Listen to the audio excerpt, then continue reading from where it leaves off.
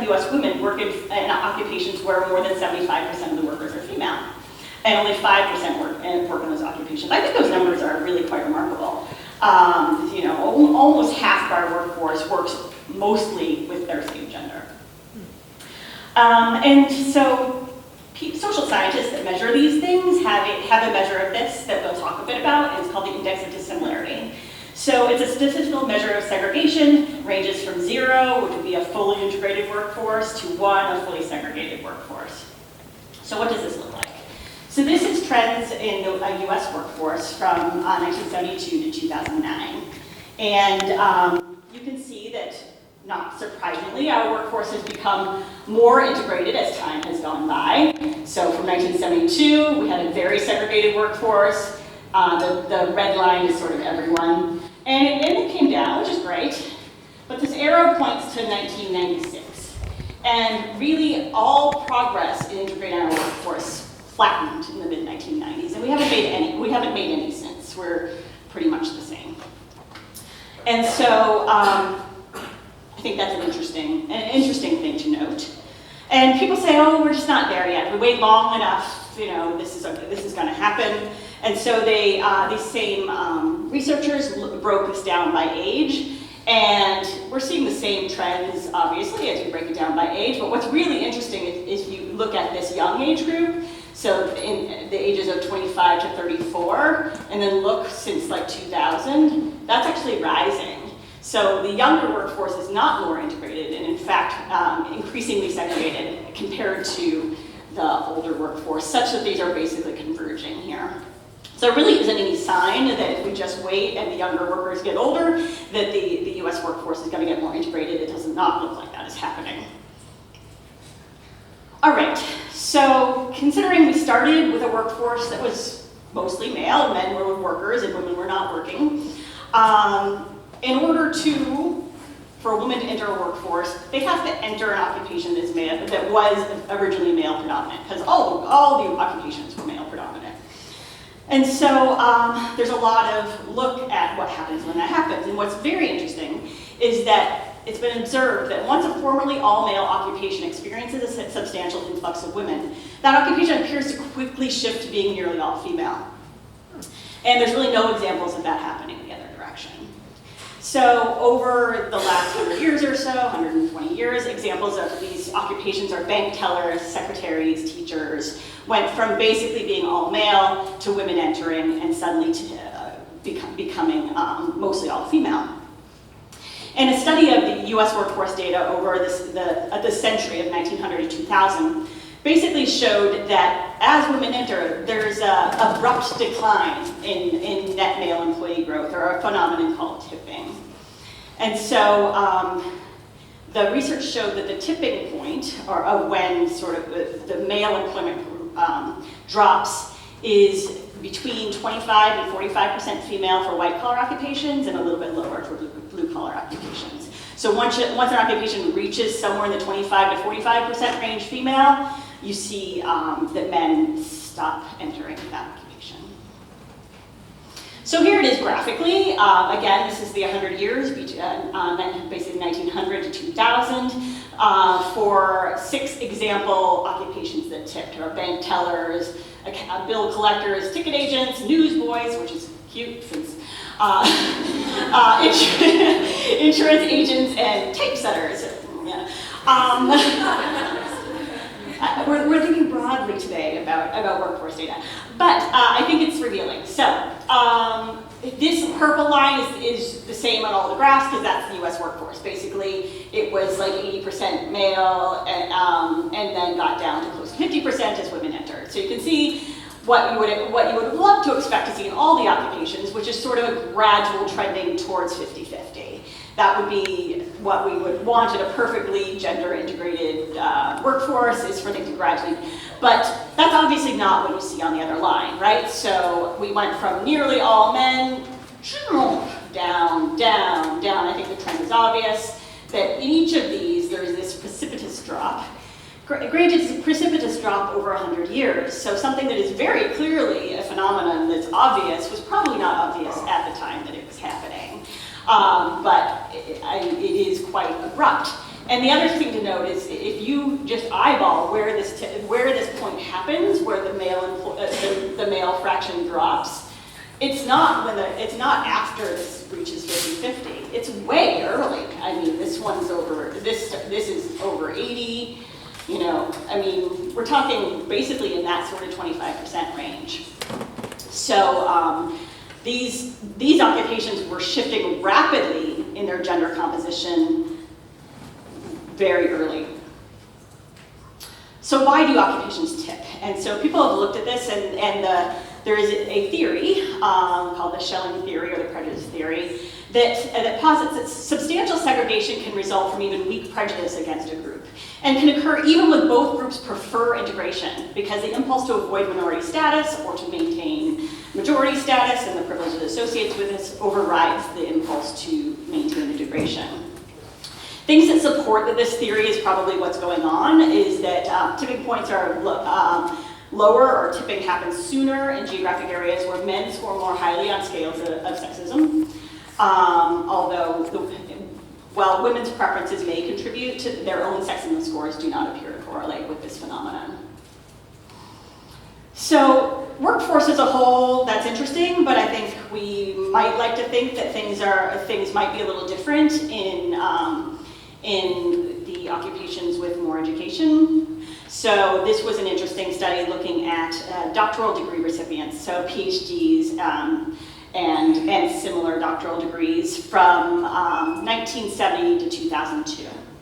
And so during this time, the fraction of doctoral degree recipients in the country increased from 14% in 1972 to 46% in 2002. So a nice increase in the fraction of women who were graduating with doctoral degrees. But this line is the index of dissimilarity, or the amount of segregation of those genders into those various areas of study. And I think also pretty obvious to see that there has been absolutely no change in the amount of gender segregation that has occurred despite the massive influx of women into the academic fields. And this study also showed evidence of a tipping point on men earning any given doctoral degree at about 25% women. And so they concluded, and I quote from them, consistent with Schelling's tipping model, above a certain percentage of women, men are deterred from entering the fields by that field's further feminization. Interestingly, feminization of the field eventually also deters women from entering that field. One thing you learn really quickly when you look at this data is that sexism is not a thing that men have. Sexism is a thing that humans have, and it's pretty important to acknowledge that because it's very clearly true. So eventually, women also see this as maybe a less prestigious or less powerful or less, and so the same phenomenon happens. Okay, so that I think gives us a good background of what we've seen in the workforce as a whole, and what we think we might see when we drill down a little more to our world. So now I have to talk about something that people don't like to talk about. I really need to talk about money, and it has to be done. So, the gender pay gap is where we're going to start. So if you would like to get in a fight with someone on the internet, and I will not confess to ever having done that, but if you would like to, one of the best ways to do it is to put up something about this. Because people hate this. Like, they hate this.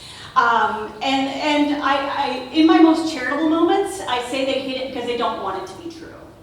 And so I feel some comfort that we don't want this to be true. We don't want it to be true that we're at about 80 cents on the dollar, but it's true. Like, it's true. We can drill down as to why, but the reality is we just have to start with acknowledging that this is true. And so when you post this on the internet, which you could do as sort of a fun activity later, you will get these things back. And these are the yes buts. Yes, but women choose to work in lower paid occupations. Women choose to work for fewer hours, even those that work full time. Women choose to have sort of less human capital due to parental leaves or various other choices. Women prioritize other factors over salary, or my all-time favorite, women don't ask. And we could talk about all these things. There is probably some truth and some nuance to all of these. But for the sake of today, we're going to start at the top because I think it's pretty relevant here. So the argument that women just self-select into occupations that pay less, I'd like to look at that a little further. So is it true that women work in lower paid occupations? Yes, it's true. So looking at in the workforce as a whole, again, and looking at the 25 highest paying occupations and 25 lowest paying occupations, you can see that the green, which is the male share, is really the highest paid occupations it's more green than purple over there, you see that? Pretty clear. Whereas if you look at lower paid occupations, there's a lot higher representation of women. So it is true that women work in lower paying occupations. But I'd like you to think about this quote that really kind of hit me like a punch. Men are paid more for watching cars as parking lot attendants than women are paid for watching children as childcare workers, but few would argue that the former is intrinsically more valuable work.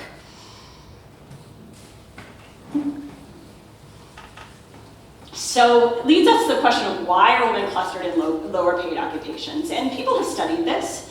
And I think what I like about the people that study this is that they are presuming that women are rational actors. That they have some reason for doing what they're doing, and they're trying to figure out how this has happened, and that women aren't just saying, oh, I would like to earn less money, so I'll go over here. So the theories that we'll talk about, I want to go over each of them and kind of help you glue them in your head a little bit, because we're going to circle back to them. So the first one is a theory called equalizing differentials. And that says that women self-select into jobs that require less human capital investment due to having other priorities. So women are rationally choosing a lower paid job that has maybe fewer demands on them because they're prioritizing something else. So if this were true, your hypothesis would be that controlling for educational and skill requirements and other job and work requirements, there would be no relationships between wages and the gender mix of that population. So that's one possibility. The second possibility is called queuing, which basically is about employer discrimination, so hiring discrimination. So in this theory, men are just generally preferred by employers as they are hiring. And so men beat out women because they are preferred for the higher paying jobs and therefore are filtering down into the lower paying jobs. So it's basically competing poorly for hiring. If this was the hypothesis, if you looked at longitudinal data, you would find that the wages of an occupation predict its later gender composition. So the lower wages would predict there'd be more women in them, and the higher wages would predict there'd be more men in them looking over time. The third one is called devaluation. And this is a theory that work done by women is systematically devalued because it is done by women. And importantly, this theory makes no claim as to why women ended up clustered in the occupation, whether it was their preference, whether it was higher discrimination, whatever it was, the women are clustered there in that occupation, and then that occupation loses value. So if that were the case, then we would see the opposite of queuing, which is that the gender mixed composition of that occupation would predict its later salary. So if there's a lot of women, then you look 10 years later, the salaries drop. So you need longitudinal data to differentiate between queuing and devaluation because it's a cause and effect thing. Okay, so is it equalizing differentials? It does not appear that it is, because every way you look at breaking down all sorts of factors you control for, you end up still seeing this. So this is a graph showing that female-dominated occupations earn less than mixed or male-dominated occupations at all skill and training levels.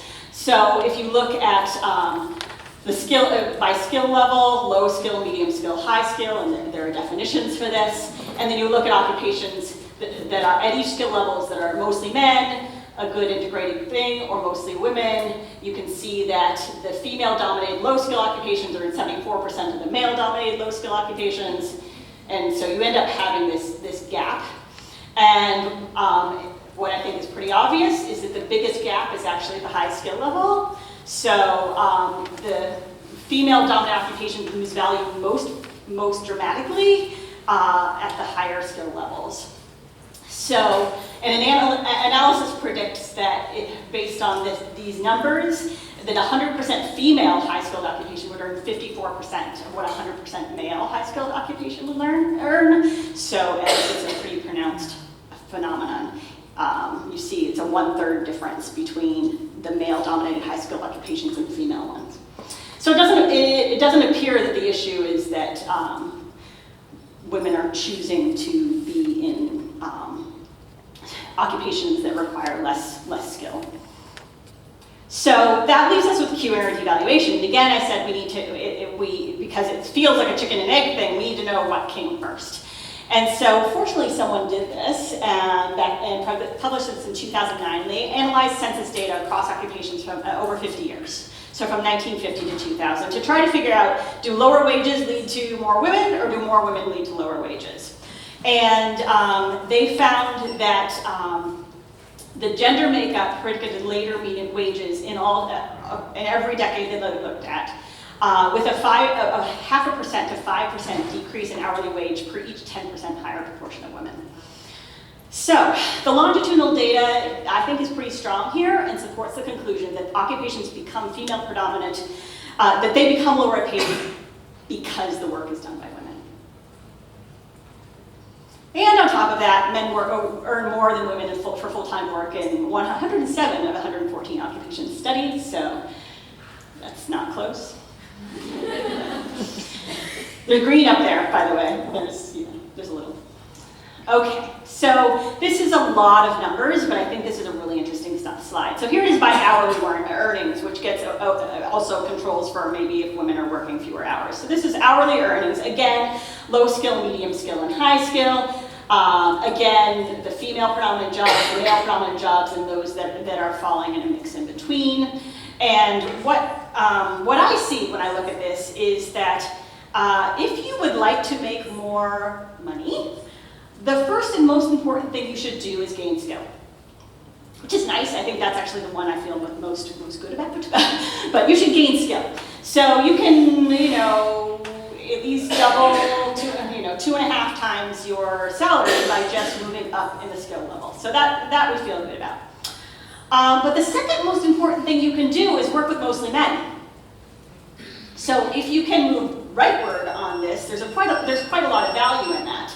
Again, another 50% gain by just shifting from gaining skill but working with a lot of women, where where women make $24 an hour. You can raise your hourly wage to $33 an hour just by choosing occupation where you work with more men. So, and then finally, you could choose to be a man, and that would then give you a little bit. But honestly, more skill in working with men is the much bigger bang for your buck. So that is one that I just find these numbers fascinating. The other thing that I think is really interesting on here is that if you look at all the pay gaps, so the red is the pay gap between men and women in each of these types of occupations, and you can see that there is one in most of them. So female predominant high skilled occupations, it actually doesn't come out to be a gap there, but they think that's because the women have so much higher seniority in those that it's hidden. But so there's that pay gap, and then these pay gaps, which is the difference between female predominant and male predominant occupations at the same skill level for each gender. If you look at all the pay gaps on here, the biggest one is this. This is the pay gap faced by a man who decides to gain a lot of skill but chooses to work in a female predominant occupation. So that's a 1/3 pay cut for that choice. So we don't often think of the gender-based pay gap that is faced by men, but it's the biggest one on this chart. So, all right, so that is sort of our conversation about the gender pay gap in the workforce as a whole. And I think it's time to move on to us, to medicine. So if we want to feel good about ourselves, which why not? We like to feel good about ourselves. We want to feel good about ourselves, we put up this slide, which is the percentage of the US medical school graduates by sex from 1980 to 2015. And we are doing a very good job. This looks like it's diverging, but it's not. 2017 was the first time that there were more female matriculants to medical school than male. So we're really hitting that 50-50 mark and have been for about a decade now. So we're doing very well with getting equal gender mix coming in to medical school. But how integrated are we really? Well, this is just the map of the percent of women in all the specialties. At the top with pediatrics and you all, at 63% women for pediatrics, and at the very bottom at 5% for orthopedic surgery and everybody else in between. So you can see that we still have a very broad range of gender mixes across the specialties. So people say, well, but now we've got 50-50 women coming in. Will that sort of fix that problem? And so this is mapping that same pediatrics down to orthopedic surgery in its current gender mix, and this is mapping the gender mix of the training programs for all of these. So the residents or fellows. And while there's there are a few bumps here and there, which I think are kind of interesting to look at. The reality is that by my eye, this line and this line are pretty parallel. So it just looks like it's higher, but it doesn't look quite different. But that was just eyeballing it. So once I eyeballed that, I thought, what's the index of dissimilarity in the medical specialty, and has it changed over time? And I was kind of hoping someone had done this work for me, but they hadn't.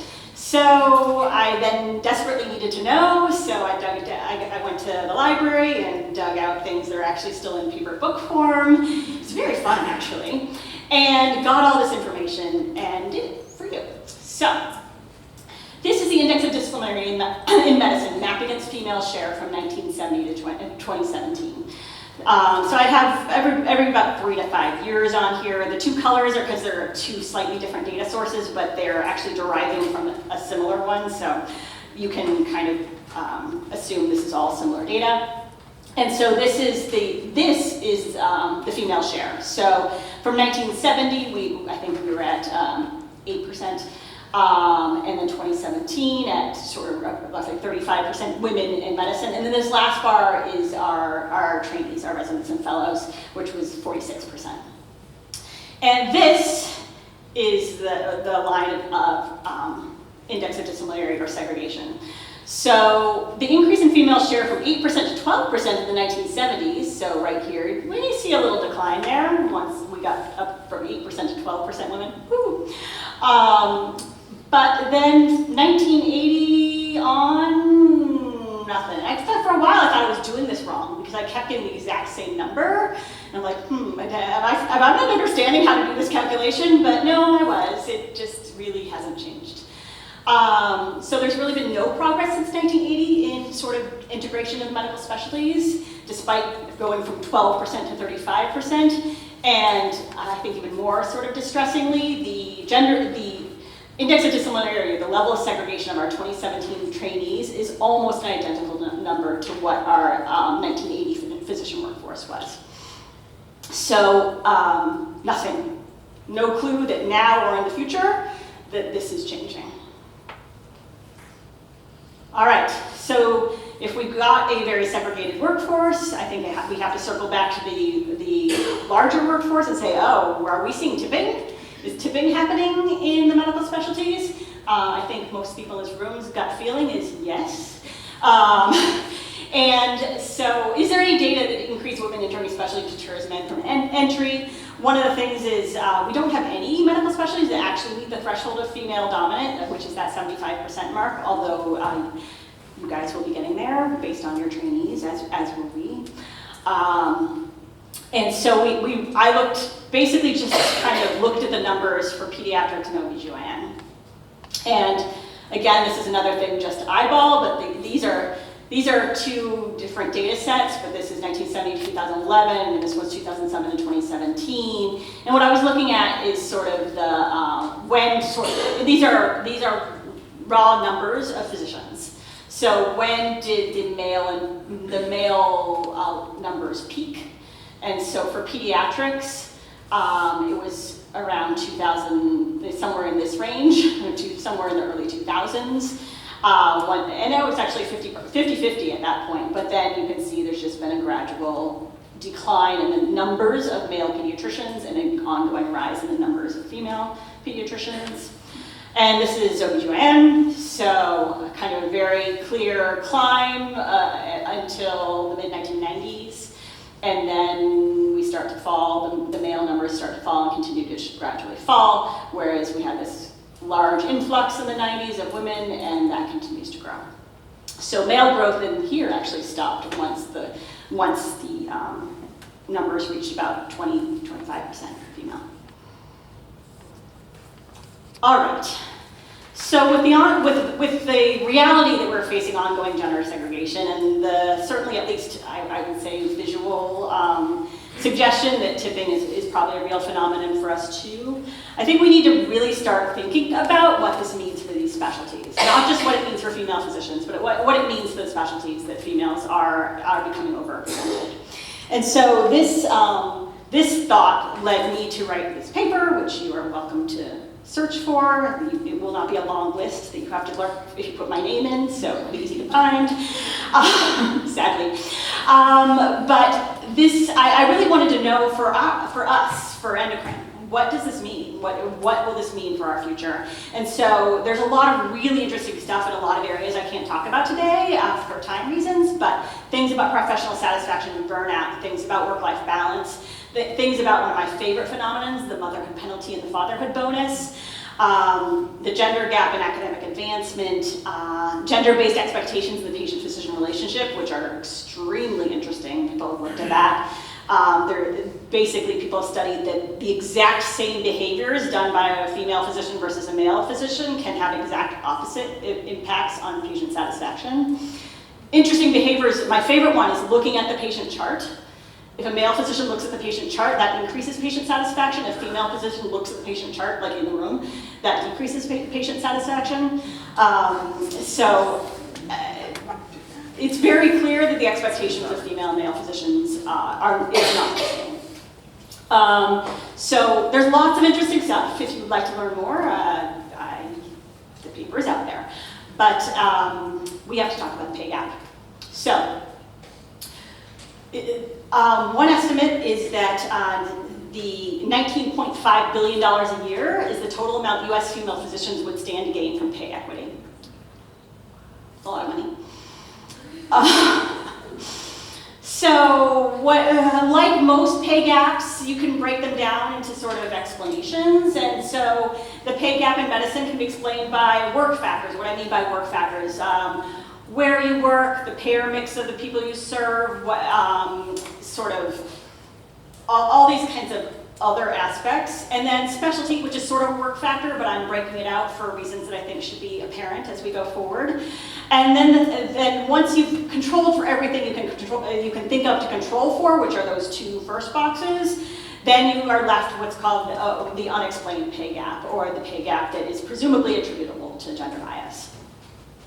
And I would like to point out that even something that it can be explained doesn't mean that it has no consequences. So even if you have explained pay gap, it has negative consequences of financial well-being of female physicians. Medical school is not cheaper for women, and so the student debt to income ratio is impacted. Your retirement savings, if you put away a % of your money and you have less money, that's less for retirement. Women physicians need to retire, they have college funds. Their life and disability insurance often hinges on their salary. There's lots of ramifications for having a lower salary, even if it's explained. And we'll talk quickly about the unexplained pay gap in medicine, but I think this gets a lot of press. And it needs to continue to get a lot of press because it's really annoying. If you control for everything and there's still a pay gap, that's super irritating, right? But people keep doing this, and they keep doing it because I think we all believe it's not true, or people kind of want it not to be true, like I said, they want it to be true. So it keeps getting studied, but it is true. So here are 1, 2, 3, 4, 5, 7, I think, studies looking at look at this in various ways. So the 2000 study showed a 14% unexplained pay gap just within internal medicine. 2004, it was 12,000 in academic physicians, worsening by 500 years of seniority, so the farther a woman goes up, the more ground she loses. 2006, this was just looking at general internal medicine. This one is particularly disturbing. It looked at both race and gender, and this is the image I showed you, that I put here, showed that the pay gap was $36,000 a year for white females and $56,000 a year for black females. So the unexplained gap is the black part. So compared to the white males, the black males had a little unexplained pay gap, the white females had about twice that, and the black females had even about 50% more than that.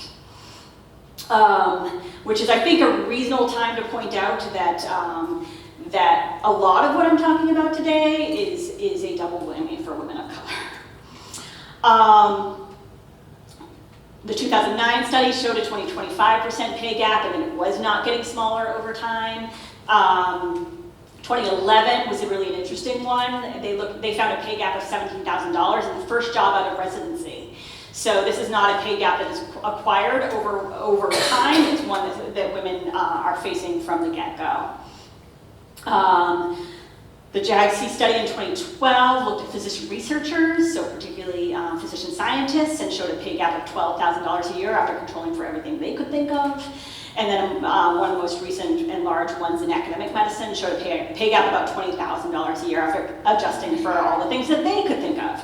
So there is an unexplained pay gap in medicine. It is a problem, and it does persist, and it does not appear to be going away. But I think people are talking about this.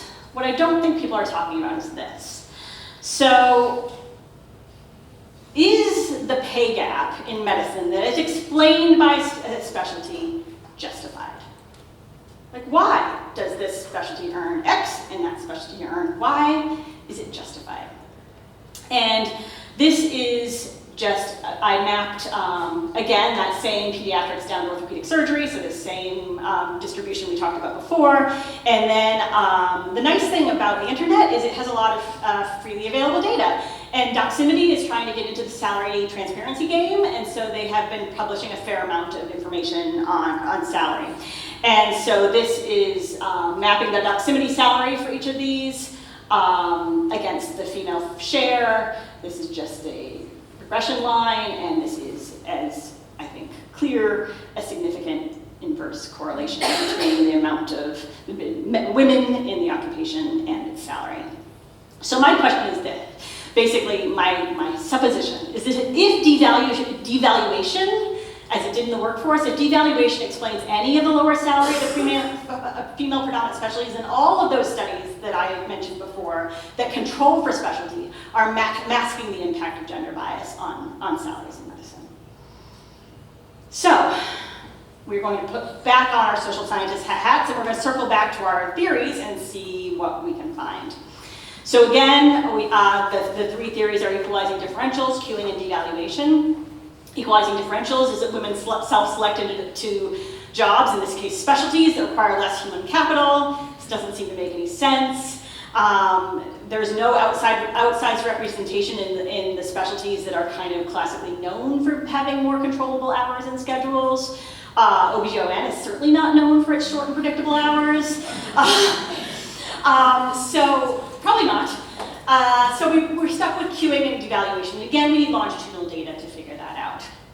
So the first question is, did women, I think, originally disproportionately self-select into the lower paying specialty, or did they disproportionately enter the lower paying specialties because of hiring bias? Like, were residency programs, did they prefer men originally, and so women were shuttled into the less preferred specialties?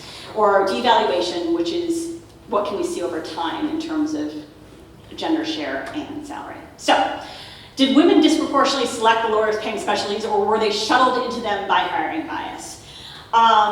The answer is I don't think so. So this is looking at 1975 data, and it's just these 5 specialties: general practice, pediatrics, internal medicine, surgery, and OBGYN. And I don't see a clear relationship here. Like, women were kind of equally going into the lowest paid, the mid paid, and the high paid. They particularly liked this one. But it doesn't appear, if this was the case, you would think this number would be much higher.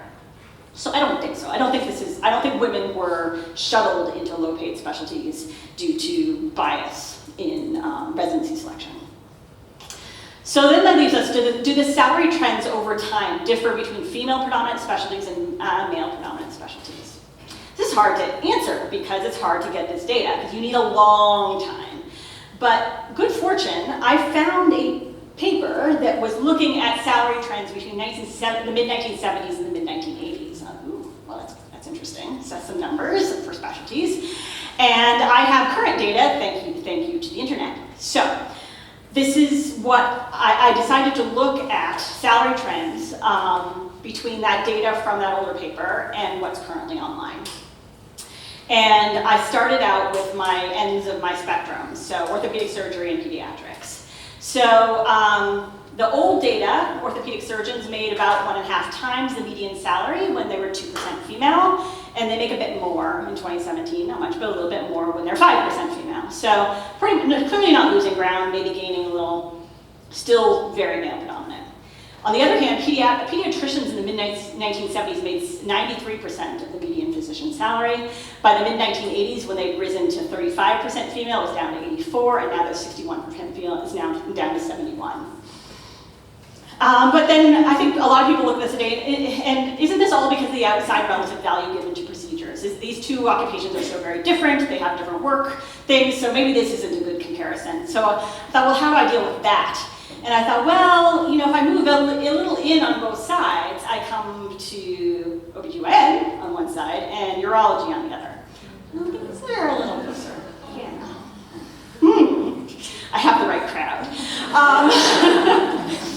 So it looks like this. So in the mid-1980s, a urology that was 1% female made about 23% more than the median physician salary. In 2017, they're 9% female, and they make pretty much the same. OBGYN in the mid-1970s and 1980s made about 20 to 25% more than the median physician, and when it was 8 to 18% female, but now at 57% female in 2017, it's exactly at the mean.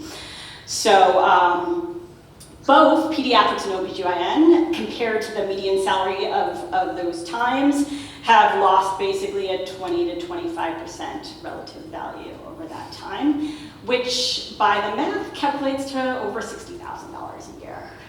So the reason I point this out is that this estimate dwarfs the unexplained pay gap 2 and 3 times, 4 times, 5 times over. And so if we don't start talking about this, we are missing the boat. And I think we're sort of, not that it's not important, but the unexplained gap is, I think, something we can squabble over when this is, I think, really where it's at, personally. Okay, my world, it's the same. We have a big, this is internal medicine, so we have the same kind of look across the subspecialties of medicine. Yes, there is an inverse relationship between female employment, female fraction and salary. So when in my world, all this stuff looks the same. All right, so that leaves us with the question of why do men and women choose the specialties they do? I didn't really kind of answer that, right? And if we are presuming that that devaluation is the answer, which I am presuming that, again, it doesn't claim as to why the women ended up where they did. It just says that once they were there, that work said, woo, women are doing that, value comes. So, gender-based differences in specialty choice and preferences have been studied and seen in medical students very early in medical school, and it persists throughout their training. The best study I saw is getting at the whys was a survey of 15,000 third-year internal medicine residents, asking about the factors considered important in their subspecialty selection, so what fellowship they're planning to go to. And the only statistically significant difference between the male and female respondents were that women were more likely to rate the following as highly important: desire to provide immediate service, long-term relationships with patients, mentor specialty, time for non-work activities, and time with family. Men, although in fairness, both genders self-reported rating financial considerations very low, which I would kind of expect in any self-report. It's still, men were more likely to rate that very highly than women, financial considerations. So back to endocrine, my word. So why has there been such an influx of women in endocrinology? And the answer to this one is simple: there hasn't. This is our endocrinology applicants by gender from 2007 to 2018. So we've had a 14% decline in female applicants since 2007 and a 38% decline in female applicants in that time, in male applicants in that time period. So women are not flocking to endocrine. It's that the men are leaving. And so women are leaving too. And I personally think this is a specialty in crisis. And I am willing to say this to anybody who will listen. So, to kind of close out and hopefully have some time for questions, specialty gender segregation is prominent. It's not going away. There's no trend that's getting better. And there's no trend over that over 40 years. The reality is that it seems like we behave very similarly to workers across the workforce spectrum, and we should probably recognize that equilibrium 50-50 gender balance is unlikely in any occupation, and it doesn't seem likely that it will happen here either. Specialties that have over 50% female trainees may already be tipping, because that already represents a little bit of an outsized representation.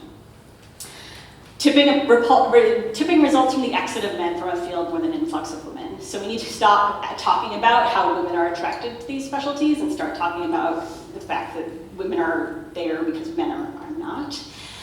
There's so much effort, I think, and talk about getting women into specialties that they are underrepresented in, which I think is valuable. But I hear so much less talk about keeping men in the specialties that women have already entered. And we can't get that balance any other way. Tipping appears to be associated with unfavorable salary trends in medicine. I think that data is really quite remarkable that I showed you. And it looks like potentially an overall decline in interest of both genders in that specialty. Several of the specialties that are tipping or are trending female predominant already face physician shortages, and so access to care. This is a very real reality in endocrine. I don't know if any of you try to get any patients into endocrine, but I hear all the time, "Oh, why is it so hard to get people into endocrine?" And I'm like, so this is not just sort of a trivia issue. I think this is a public health issue. I think this is an access to care issue. And I think it should be tackled as that. And so it's really increasingly important that we support the success of female physicians and we actively support the success of female predominant specialties to ensure that our patients can get the health care they need. So that's where I'll wrap up. I have slides here with data sources. I just want to give credit to a couple of places. There are some really good work done by the American Association of University Women and the Institute for Women's Policy Research, much of which I shared with you today, and just fascinating stuff that they keep up to date really well. So online available, and then all the work of all the great researchers all around the world that I was able to share with you today. So thank you.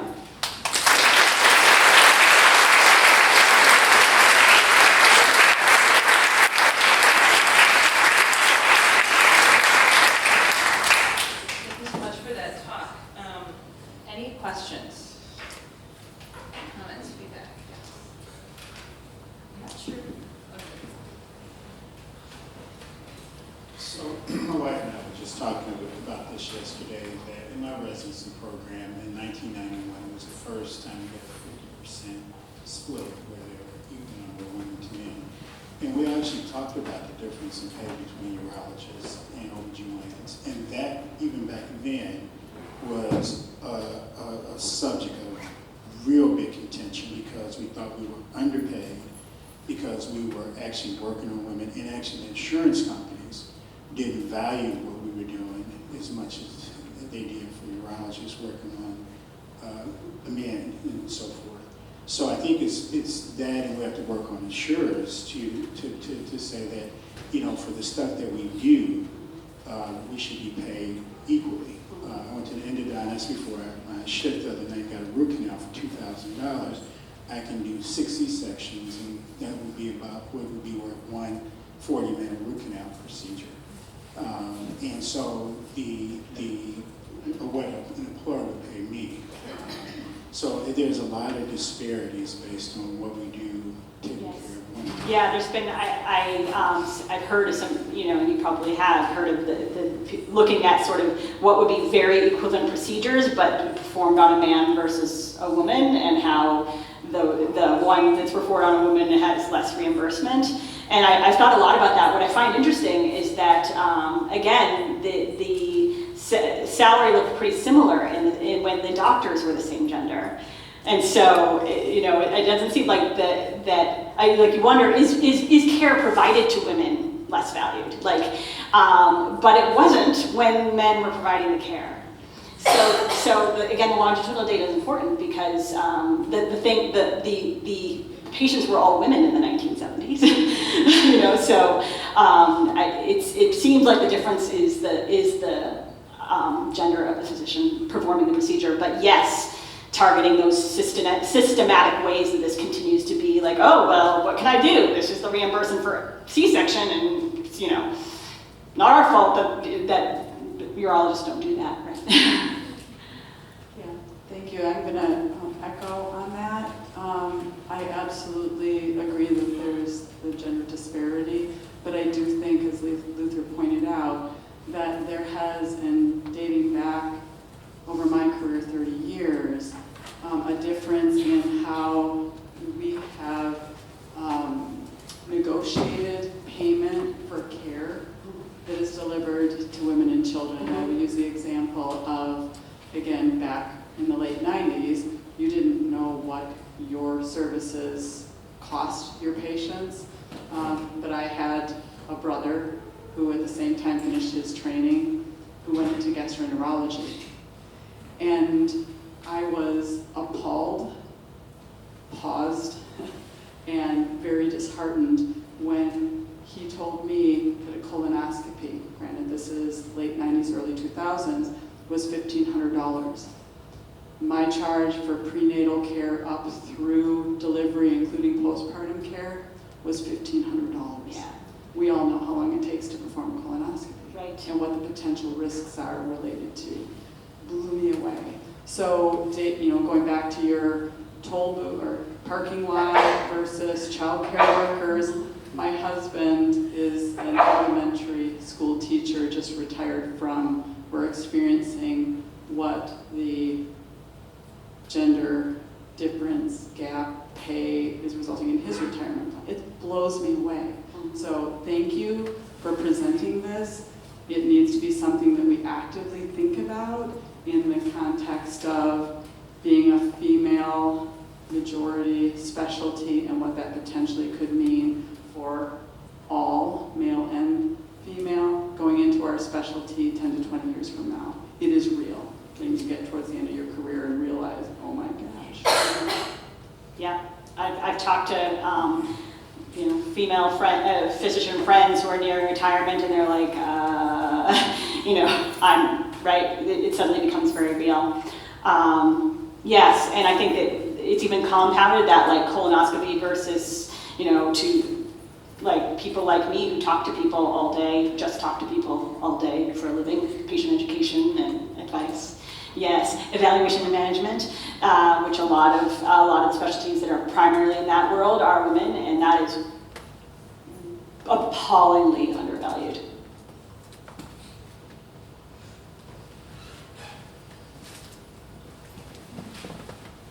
Thank you so much. I think in OBGYN we talk about this a lot and how to attract men to our field, and we recognize that there's sort of this crisis. Mm-hmm. that comes from lack of diversity and wanting to improve that. But I read a recent editorial by an OBGYN criticizing us for worrying about bringing men to our specialty and saying in pediatrics, nobody is lamenting the influx of women. So I'm curious if you know anything about, like I don't talk to pediatricians about this issue, but I'm curious if people in pediatrics are lamenting the discrepancy in male and female representation the way we are worried about it in OBGYN. I don't know firsthand. I do know that they are feeling the consequences of it and lamenting that, right? So the financial consequences of the female predominance of them, whether they're trying, I haven't heard. I hope they are. I think it's important. It's funny. My kids. Each one of them has had this moment of, boys can be doctors too. It's a really adorable moment at my house. They're like, my husband's like, my friend from medical school was coming to visit us, Jeff, and Ben's like, do you know Jeff's a doctor like mommy? And my son, Derek, he was 4, he's like, no. Boys can be doctors too. And then I realized, well, they know me, they know my colleagues, endocrine, all women. They know they know who they see in pediatrics, and they know who they went along with for the prenatal visits for the younger siblings. All the physicians they've seen in their world are endocrine, OB, or peds. Boys can be doctors too. My daughter pipes up, Derek, boys can do anything girls can do. Any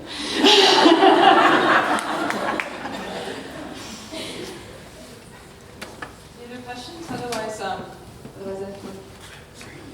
just one more. So one of the issues that I know we have is that some of our patients don't want male providers, and we have like a very strict policy here about having no residence if a woman declines a male provider. But and that doesn't help with the gender gap issues, but like in terms of people preferring different genders based on something like women's health. Can you speak to that in terms of? Only from personal experience. I mean, I've never seen anyone from a policy perspective trying to, deal with that. I think the trumping of patient experience and accommodating those wishes has always just taken precedence. What I think is that, at least in my experience, those women are switching to a female provider because they want something more, and usually that something they want more is time. And so I think more that it needs to be acknowledged that they've looked and visits with women female physicians are 10% longer. And so I think that noticing that this is maybe a measurable workload difference that is being requested of women needs to be valued, and not just said, oh, well, fine. 10% more work. It's not much. Adds up. Yes. This is the last question. Okay. I could stay here all day.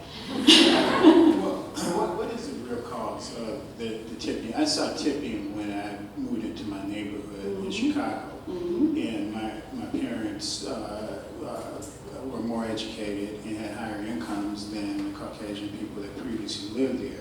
And what we noticed in Chicagoland was at about 20-25% there was white flight. And so that what is the real problem behind this tipping thing, whether it's in pay, whether it's in neighborhood situations, because we're dealing with it right now in this political climate that we're in, of this fear of what is the source of the real problem? I mean, that is obviously a giant question, but you are you are absolutely correct that all of the models that were used to look at tipping in this is sort of derived from the neighborhood tipping that has been studied. And that prejudice theory, it really has to do with seeing a viewpoint of there being advantage in your majority group, and then not wanting to lose that by becoming a minority group. That's how it's described here, and I think elsewhere. But yeah, giant and super important question. Thank you, that's all we have time for. Thank you.